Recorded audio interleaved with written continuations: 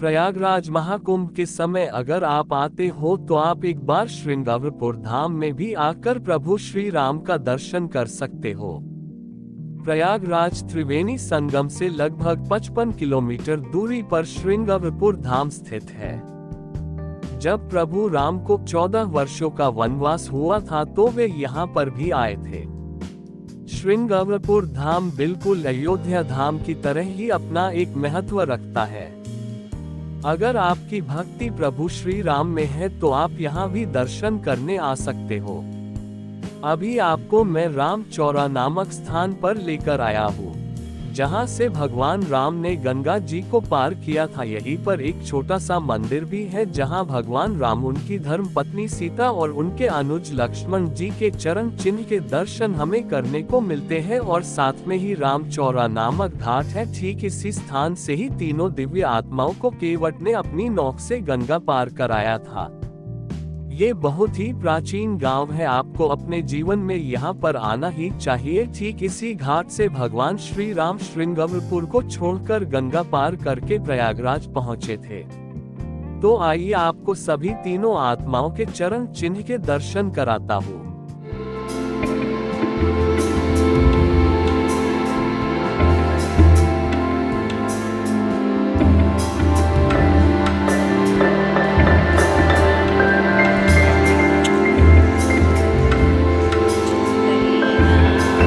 मंदिर पर ही मुझे एक माता जी मिली, जिन्होंने बहुत ही सुंदर वर्णन किया। ऐसा लगा जैसे वो स्वयं माता शबरी हो और प्रभु की राम की कथा सुना रही हो। आप भी प्रभु राम की कथा सुनिए।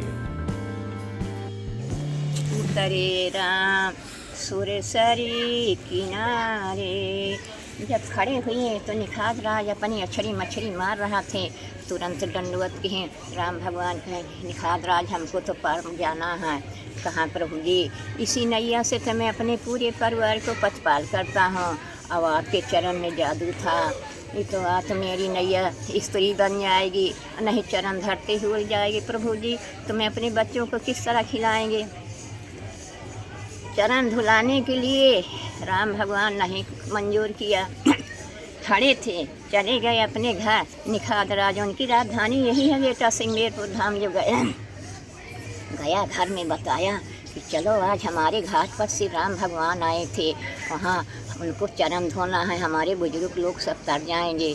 गया बेटा, कठौता ले आया, कठौता में पानी ले कर के आया, गंगा जल नहीं ले आया। कहीं गंगा जी का कीड़ा तो हम हरदम ही है बेटा। आए सब पूरे परिवार, चरण धोया और धो के पी गया, अपने पूरे परिवार को छिचकार दिया। कहें प्रभु जी बैठो हमारी नैया पर। जब बैठे कुछ दूर गए बेटा तो यहाँ से राजघाट पड़ता है। राजघाट के आगे सिंगेरपुर धाम पड़ता है, सिंगेरपुर धाम आगे गऊ घाट पड़ता है जानता। वहाँ से घूमते घूमते आए थे बेटा, तो चलने लगे। तो जब कुछ दूर माता जी धारा में पहुँच गए तो बारू अपने आंचल में नैया पर से बैठे बैठे ले लिए। तो बेटा पुण्य का तो पता नहीं, माता जी घटती बढ़ती रहीं, देखो सुखाई गए वहाँ। तो जब चलने लगे पहुँच गए उस पार, बेटा इथे से बना दिखा रहा पूरा ही घाट। ऊँचे होते माता जी तो गया, तो जब उतर गए माता जी तो खड़ी हुए तो सीता महारानी अपनी अंगूठी निखात राज को देने लगी। कहें माता जी मैं आपका श्रृंगार किस तरह लूँ, मैं भी साथे चलेंगी कि आप जहाँ विश्राम करेंगे तहाँ पहरा तो देंगे। फिर भी भगवान बोले कि हे निखात राज, ये तो तुम्हारी राजधानी है और हमका तो माता जी 14 वर्ष को वनवास दे दिया, हमको तो वन में बिताया। इतना सोने करे केवटे गए चरने अकुलाई गया। एक रोज का दिन तो बहुत होता है प्रभु जी, और 14 वर्ष कैसे माता सीता जी को वनवास में होगा। तो चलने लगी बेटा, तो अपनी अंगूठी सीता महारानी निखात राज को देने लगी। निखात राज बोला कि माता मैं आपका श्रृंगार किस तरह लेंगे, मैं भी साथे चलेंगे कि आप जहाँ विश्राम करेंगे तहाँ पहरा तो देंगे। आपा राम भगवान बोले कि हे निखात, तो तुम्हारी राजधानी, हमको तो माता ने 14 वर्ष को वनवास दिया, हमको तो वन में बिताना थे बेटा। तीनों प्राणी चले भय। बोले थे और थोड़ी उपाय है। नहीं वहीं तो बालू कुरई है ना, कुरई। हाँ तो बालू तो कुरई दिन ऊंचे होते चली गए माता जी के हैं किनारे, कुरई घाट बोलता हो, कुरई गांव लगता है। तो बेटा माता जी के निखाद राज जोड़े गिरने लगे भगवान के। तो कहें कि कष्ट होता है, अभी तो निखाद राज हमसे उतराई मांगते थे, अब आप कहते हैं कि हमारी चरण कैसे छुआएंगे। कहें प्रभु जी आपके घाट में हम यही कहते हैं, यही इसी नैया पर रहो तो हम 14 बरस आपको यहीं बिता देंगे। कहें 3 फेरा तो नाव घुमाया तो हमारे चक्कर आने लगे। राम भगवान कहें और जो 14 बरस बिताएंगे तो हम किस तरह रहेंगे यहाँ। इतना सुनकर केवट बोला कि प्रभु जी हम आपको पूरा करेंगे। कहें नहीं हमको तो माता जी बनवास देना। चले भाई बेटा, तीनों जने चल भाई, पहुँच गए निखाद राज अपन, वापिस चले आए बेटा।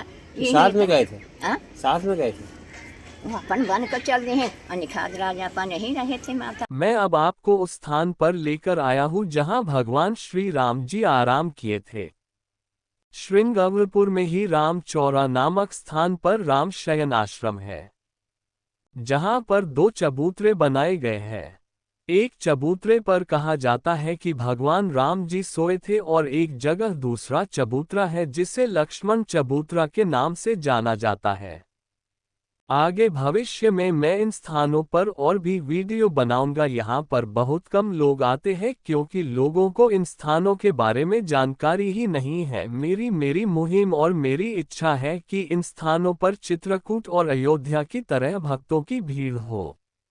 मेरा ये पहला छोटा प्रयास है कि इन सभी जगहों की जानकारी सबको हो। आप भी जल्द ही स्वयं इन स्थानों पर दर्शन करने अवश्य आइए।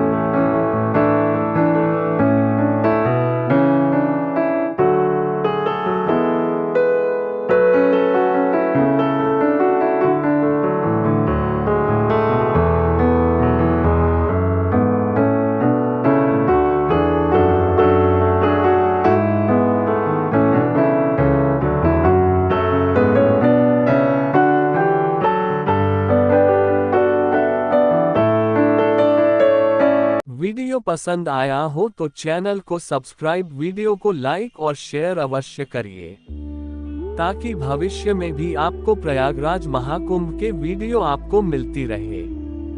धन्यवाद।